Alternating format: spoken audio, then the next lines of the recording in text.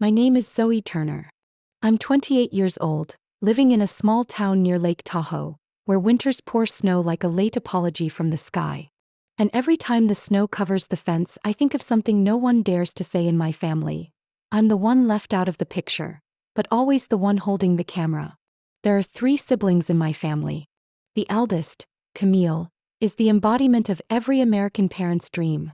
Graduated with honors from Dartmouth, blonde curls perfectly styled every Christmas, and a smile that always hits the right angle in family photos. Jonah, the youngest, is 4 years younger than me, the golden boy of our mother.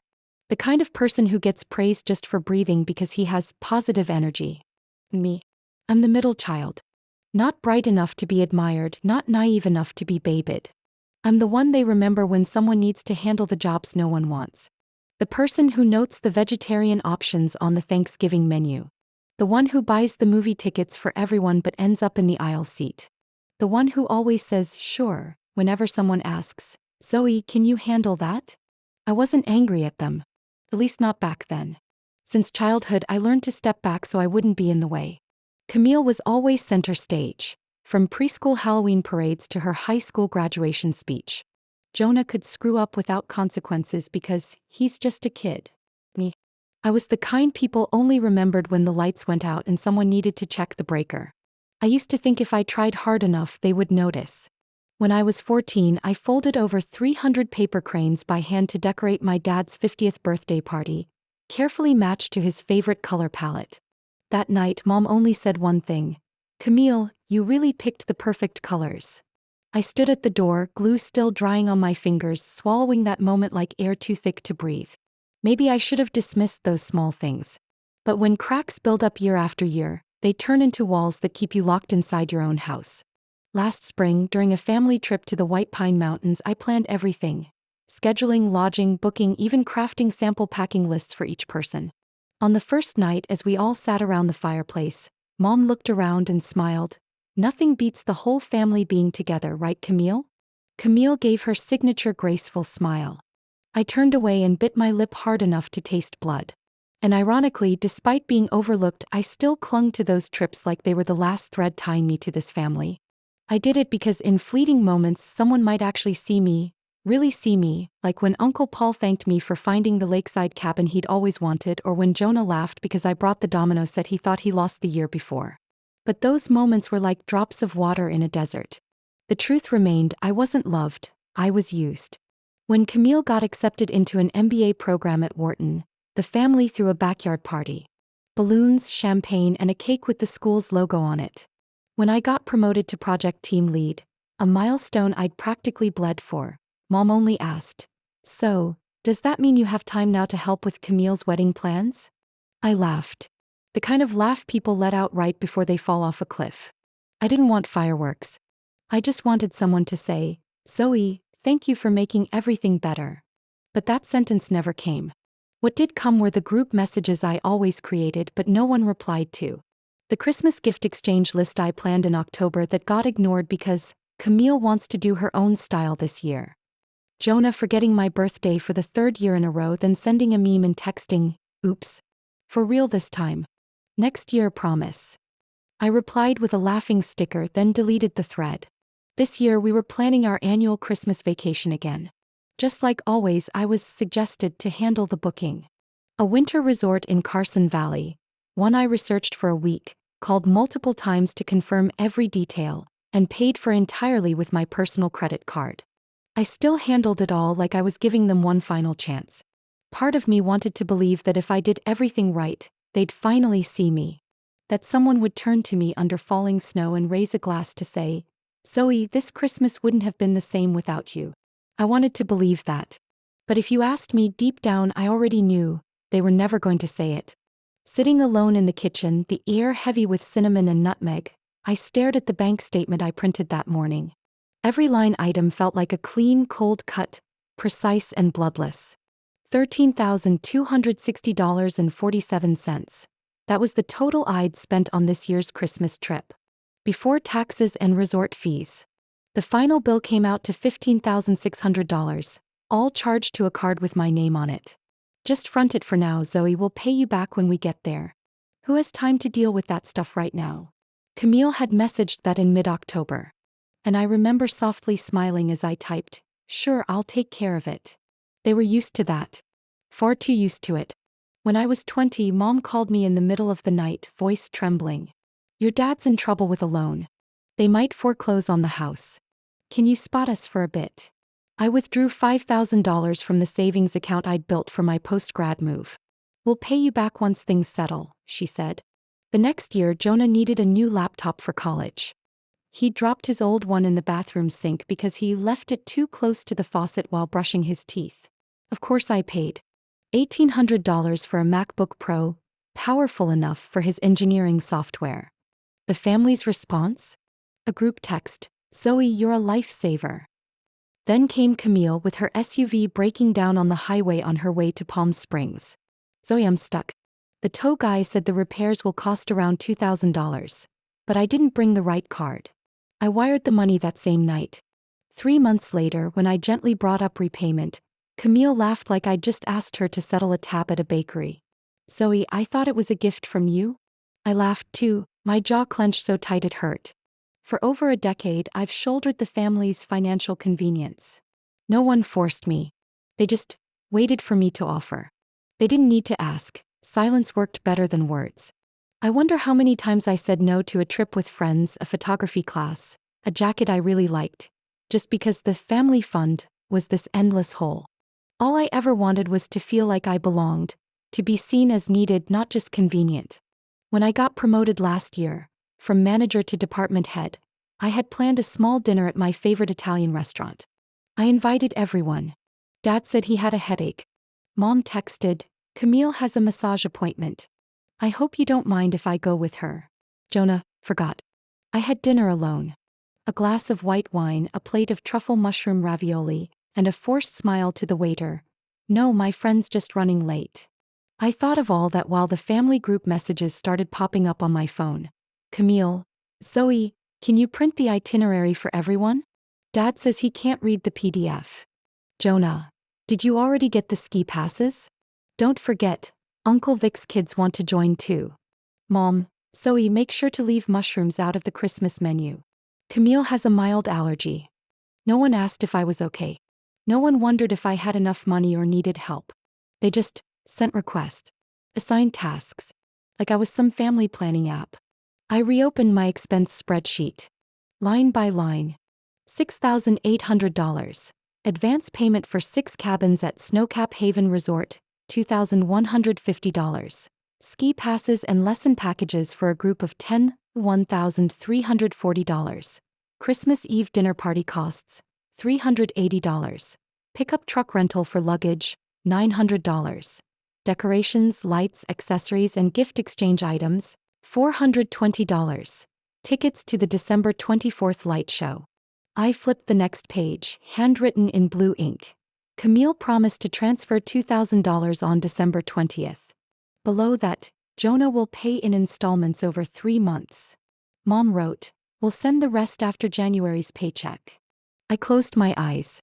I felt like someone sitting in a grand theater during winter holding a reservation, but no ticket to actually enter the stage. When I transferred the final deposit, $3,000 non-refundable, to the last vendor, my phone buzzed. A message from Camille. "Zoe, remember last year when you made a big deal about the group photo just because I accidentally left you out? Don't be so sensitive this time, okay? It's the holidays." I breathed slowly. The message didn't make me angry. It made my skin crawl. In my family, getting hurt had to be reasonable. But hurting someone? That was just an accident. I stood up, slid the statements back into the drawer and went to my room. The wind outside howled like it was echoing all the things I haven't been able to say for years. I've done enough. And it's still never enough for them. Maybe I'm about to learn how to stop standing behind the scenes. Since mid-December, my phone has gone eerily quiet. The usual flood of updates, group notices, schedules, menus, games, vanished. I sat in the kitchen, scrolling up and down the screen like scanning for a signal in a dead zone. No updates about the trip. No check-ins. No mention of the gift exchange list I'd created on Google Docs last week. I opened the Christmas 2023 group chat I'd started in late November. The last message was mine from 7 days ago. The restaurant for the 24th needs to confirm vegetarian meals. Can you all respond? No one did. When I typed another message, who's still missing their gift list? The system notified me that the group had been renamed and switched to private. I was no longer an admin. My name still appeared in the member list, but the chat history was empty. Something cold spread across my chest, slow like someone quietly closing the curtain behind me. I tried calling Camille. The phone rang, but she didn't pick up. An hour later, she texted back with a smiling emoji and, "Sorry, I was trying on wedding dresses." "What's up?" I asked directly. "Can you tell me what happened with the group chat?" Camille's reply was vague. "Oh, probably a setting issue. I'll check." But nothing changed after that. On the 18th, I went to Mom's house to drop off some printed insurance forms. As I walked in, I heard murmuring in the kitchen. Camille and Mom, clearly mid-conversation. "She won't notice, right? Zoe never pays attention. She trusts everyone. I told you, just handle it delicately. Don't escalate." "Yeah, but what if she asks directly?" The clink of a knife on a cutting board. Then footsteps. I pretended to be adjusting my scarf in the hallway. Camille opened the cupboard, grabbing a tea box, smiling wide. "Zoe, when did you get here?" "We were just talking about the gingerbread cookies for Christmas." Mom nodded, her voice sweet as syrup. "Nothing serious, honey. Everything's just fine." I forced a smile. In my head, words like handle it, mess, and notice twisted together like a spiral with no way out. On the evening of the 22nd, Mom called me. Her tone casual, trying to sound concerned. "Zoe, I need a small favor. Can I borrow your credit card, just in case there are last-minute changes? You know how unpredictable trips can be." I frowned. "But everything's booked under my name already. Why would you need another?" She laughed it off. "Just in case. I'll hold on to it for a few days. If anything comes up, I'll let you know right away." I handed her the card, my hand slightly trembling. Not because I feared losing money, but because of that familiar grip tightening around my chest. The feeling of being used while having to smile through it. That night, I reorganized the full itinerary and printed 3 copies. One for the kitchen, one for Dad's car, one for my suitcase. I wrapped all the gifts in brown paper with red ribbon, labeling each one carefully. I even made 3 small boxes of chocolates for Uncle Raymond's kids. The ones I always babysat when the grown-ups got caught up arguing about politics or home prices. In the early hours of the 23rd, I was downstairs packing snacks for the road. Coffee brewed, playlist loaded on a USB stick. I glanced up at the clock. The hands pointed to 1:42 a.m. I stood in the kitchen, light from the stove hood glowing over my crumb-dusted hands. In that moment, something felt disturbingly off beneath the quiet air. It was as if I was acting out a script where I was no longer the lead. As if something was being hidden, not just messages but intent itself. I placed the gift list on the table. Every name carefully highlighted, every item chosen with intention. But suddenly those names blurred before my eyes. Not from exhaustion, but from a question clawing at every corner of my mind. If I disappeared on this trip, would anyone even notice? Silence answered with a hollow thump in my chest. No one messaged to ask if I'd gone to bed. No thank you. No offer to help wrap presents. I stood there a little longer. Then turned off the kitchen light and pulled the window curtain. Outside, snow fell thin as powdered sugar. I knew, no matter how much I cleaned, no matter how well I prepared, some things couldn't be swept away. Especially when they sat inside the human heart. I didn't sleep. I couldn't. Because deep down I knew. Tomorrow wasn't going to follow the plan. Blinding light pierced through the curtains, jolting me awake. For a moment, my mind blurred between dream and reality. Then I shot up and glanced at the mint-green alarm clock on my nightstand, 9:12 a.m. That clock had never been wrong by a single minute. But this morning it hadn't rung. I bolted out of bed, bare feet hitting the cold wooden floor. The bedroom door was still shut, just like when I fell asleep. But outside, silence. No voices. No smell of coffee. No sound of footsteps on hardwood. Nothing. I ran through each room. My parents' bed was neatly made, suitcases gone, the picture above their headboard slightly crooked like someone had bumped it in a rush. Camille's Louis Vuitton suitcase was missing. The wedding dress samples she'd left half open the day before were nowhere to be found. Jonah's room was practically empty, just a hoodie flung over the back of a chair. I turned and sprinted downstairs. The kitchen light was still on. But the dishes were piled in the sink, cookie crumbs scattered on the table, the presents I'd wrapped lying untouched next to unopened kids' toy boxes. I dashed to the front door. My keys flew out of my coat pocket as I flung it open. All 4 cars, Dad's, Camille's, the rental minivan Mom arranged, and Jonah's, gone.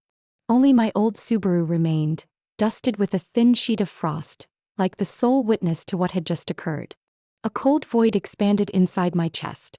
I went back inside and grabbed my phone. No calls. No messages. No notes left behind. Just the itinerary I'd sent to everyone still unread. Called Mom. It rang 4 times before she picked up. Her voice was bright, like she was calling from a summer brunch. "Sweetheart, I thought you were riding with Jonah. We're already on the road." I had to swallow hard before answering. "I'm still at home. I just woke up. No one called me. No one woke me. No one messaged." There was a pause. Then her voice softened, calculated. "Maybe there was a mix-up, honey. Maybe we thought you were with Camille's car. Everyone assumed you were already with the group." I didn't respond. My grip on the phone turned my knuckles white. "Don't overreact, Zoe. Everyone's having a good time. Maybe just book a flight later? The resort still has rooms." Felt like a slap. I exhaled, surprisingly steady. Out of 16 people, not one person thought to check if I was with them? "You're being overly sensitive," she murmured. "It's the holidays." I hung up.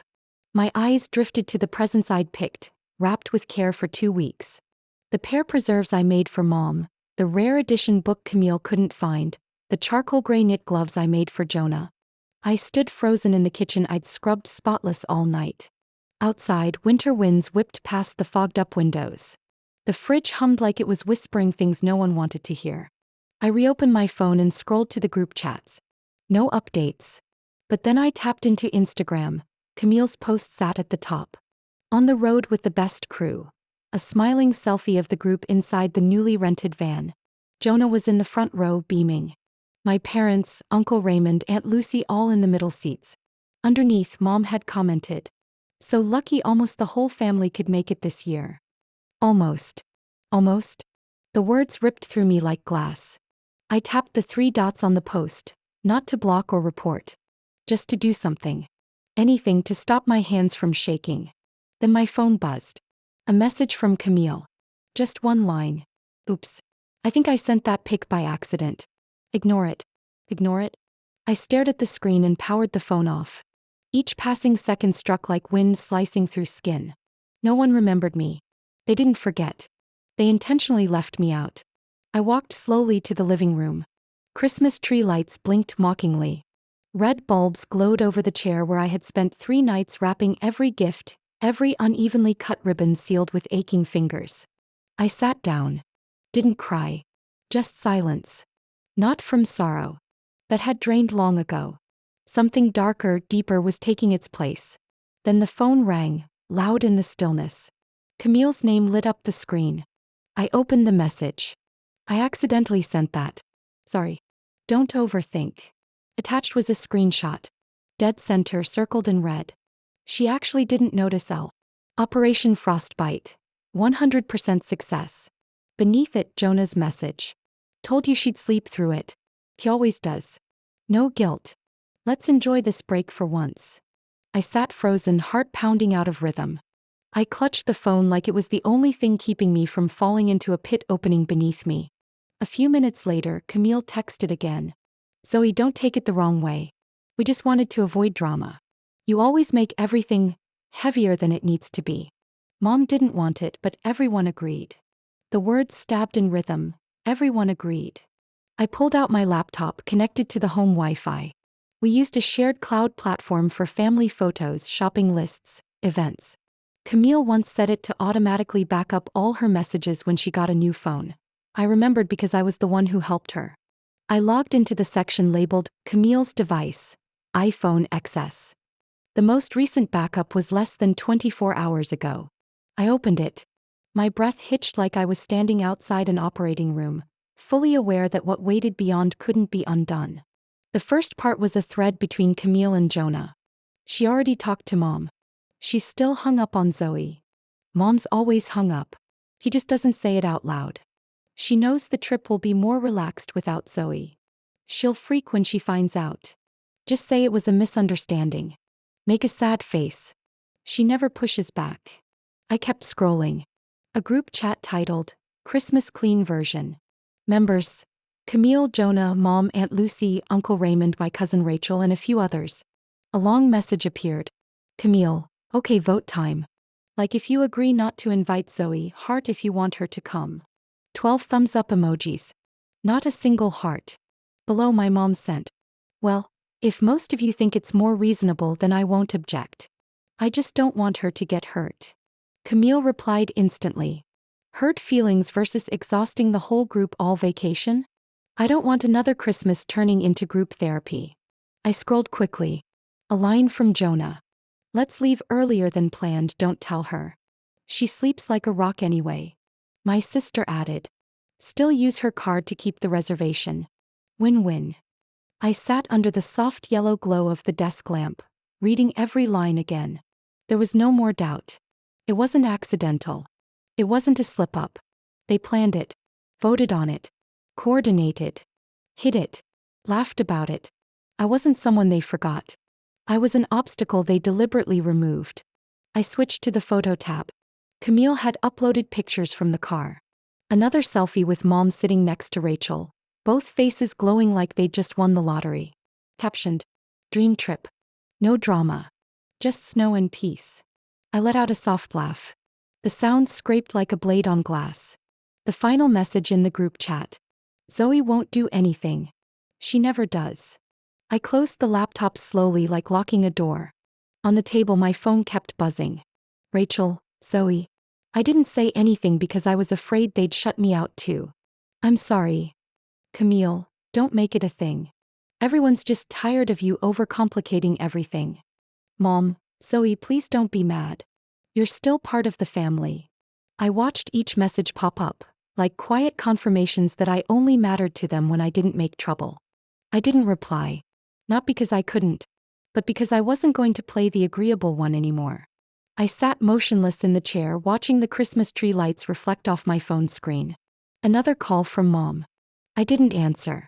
The screen blinked, then went dark, leaving nothing but a growing hollowness in my chest, like a cut that wouldn't bleed. I opened my laptop again and went to the Snowcap Haven Resort website, the place I'd spent over $15,000 to reserve for the whole family for 2 months. Just 3 clicks. Your account. Booking details. Request cancellation. A small box popped up. Please let us know the reason for canceling your reservation. I typed each word slowly. My family decided not to include me in this trip. After I paid for everything. I didn't need to say more. No one on the other end really needed to understand. But I needed to say it. The screen showed. Request is being processed. Our customer service team will contact you within 24 hours. I didn't wait that long. An hour later, a representative named Michelle called. Her voice was calm, clearly trained for situations marked sensitive. We've received your note. Although our policy doesn't allow refunds during holiday periods, given your specific circumstances, our manager has approved a full refund. I almost exhaled audibly. Thank you. That means a lot. Michelle paused a beat. If you'd like, we can mark in the system that the reservation was canceled by the original booker. The rest, do you want them to find out on their own? I smiled faintly. Exactly that. I hung up. Looked at the wall clock. 2:45 p.m. A little over 24 hours until official check-in time. They were on the road now, excited for their drama-free vacation. I'd let them have exactly that, until they knocked on a frozen door and realized no one was waiting. I opened my spreadsheet and started combing through every shared account, from bill-splitting apps to online memberships in my name. Removed all linked cards, withdrew contributions from e-wallets, changed passwords one by one. Then came the next task: locks. Finding an emergency locksmith on Christmas Eve wasn't easy, but it wasn't impossible either. The woman who answered had a clipped but kind voice. We have someone available in about 90 minutes. Holiday rates apply. double the regular price. I didn't bargain. I need a full replacement, front door, back door, basement, and garage. When the locksmith arrived, I led him to every lock myself. No explanation was needed. He didn't ask. Family stuff, he said while adjusting a deadbolt with his tools. I didn't owe anyone behind me a glance. That's what they call it. 4 locks replaced in just under 2 hours. I paid in cash and added a $100 tip. When he left, I held the new set of keys in my hand. Each one was a statement. No one would come and go from this house as they pleased anymore. No one would claim space I broke myself to maintain. I walked back inside and pulled a gray envelope from the drawer. The pages had been typed up earlier that morning. Not a single line of accusation. No blame. Just facts and boundaries. If you want to continue living in this house, which has been in my name since 2020, passed down from Grandma, you will need to sign a formal lease agreement and pay market rent. Camille and Jonah are no longer permitted to use my car, my credit cards, or any shared accounts tied to my name. Any previous debts will be itemized and must be repaid in installments, with proper receipts. At the end of the letter I wrote, lack of response will be considered a refusal. Starting January 5th, if no valid agreement is signed, I will proceed with legal action. I placed the envelope on the table directly under the new set of keys, clearly labeled, for the one who needs to read carefully.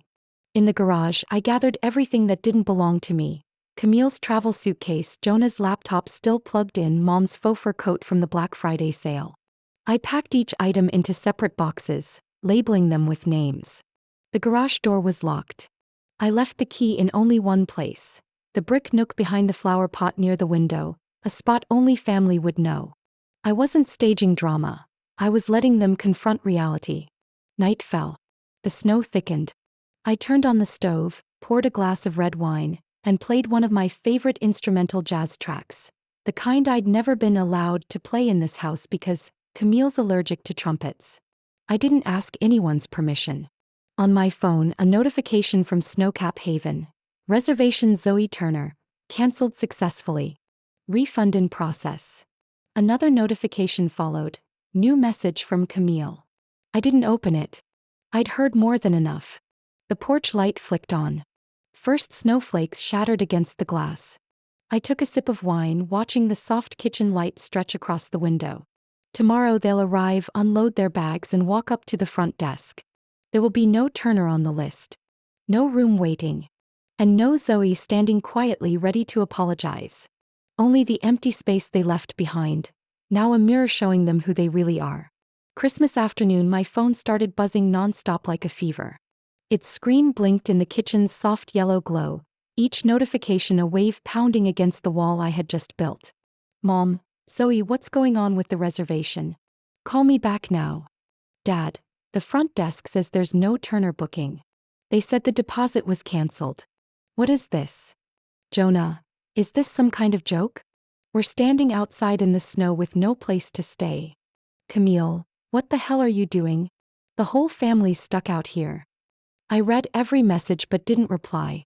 Each word only pushed me further from them. Each text like a frantic knock on a door I had locked from the inside. 30 minutes later, the video call tone rang. It was Mom. I let it ring out until the screen went dark. 1 minute later, a message arrived. You're embarrassing us in front of the entire extended family, Zoe. Everyone's looking at me like I'm irresponsible. I sent one short reply into the group chat they had excluded me from. I canceled the reservation. The refund is in my account. Wishing you the Christmas you wanted without me. The reactions were immediate. Camille, have you lost your mind? You blew this up over something small and left the whole family in the snow. Mom, Zoe, you're overreacting. Everyone was just tired at the time. Dad, this is immature and completely irresponsible. Jonah, you just ruined the vacation for 16 people. I set my phone down, stood up, and poured a cup of hot tea. The minty aroma rose softly, cutting through the bitterness crawling up my throat. When I came back, there was another message. Rachel, my cousin Zoe. I'm so sorry. When they voted, I didn't have the courage to speak up. You didn't deserve this. You've done everything for this family. I sat down and typed 2 words, thank you. Not long after, a name made me pause. Tyler, Camille's fiancé. Tyler. Zoe, I'm technically an outsider in this situation, but what they did to you was cruel. If Camille can treat her sister like this, I need to rethink everything. Tyler. I told them not to leave you behind. I failed. But I don't agree with what they did. His final message was a photo.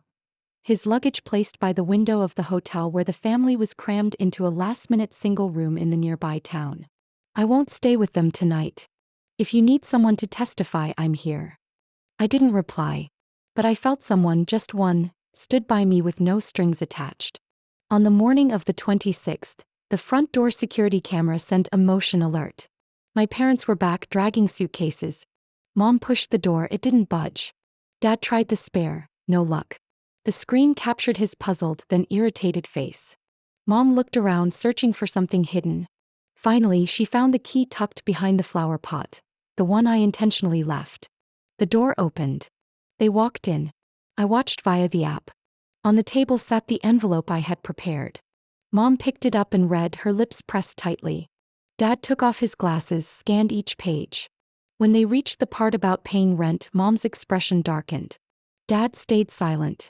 Later that afternoon, Jonah messaged me, I want to come back. I'm ready to pay my share of rent. I read the letter you left. If you'll still have me, I want to make it right. I replied after careful thought, the lease will be sent to your email. Pay on time, respect boundaries, and don't take anything without asking. In the following week, everyone reacted differently. Aunt Lucy stayed completely silent. Uncle Raymond sent an apology email with a check for $2,000. The note reading, for the years Zoe carried us quietly. Rachel asked to meet for coffee and talk, just two grown women. I agreed. Camille. Not a word. No sign. Just Tyler later, letting me know their wedding had been postponed to reassess some trust issues. My parents moved out on January 3rd. They rented a small apartment near the city park, and according to Mom, it was quiet enough to think. During the farewell dinner I cooked myself, Mom kept her head down, not touching the soup I once learned to make from Grandma. There was no clear apology. But when she left behind a photo of me smiling in my high school courtyard, a photo I had never seen before, on the kitchen counter, I understood it was her way of acknowledging something had been missing for far too long. The house I once saw as a transit station between obligation and endurance now felt alive.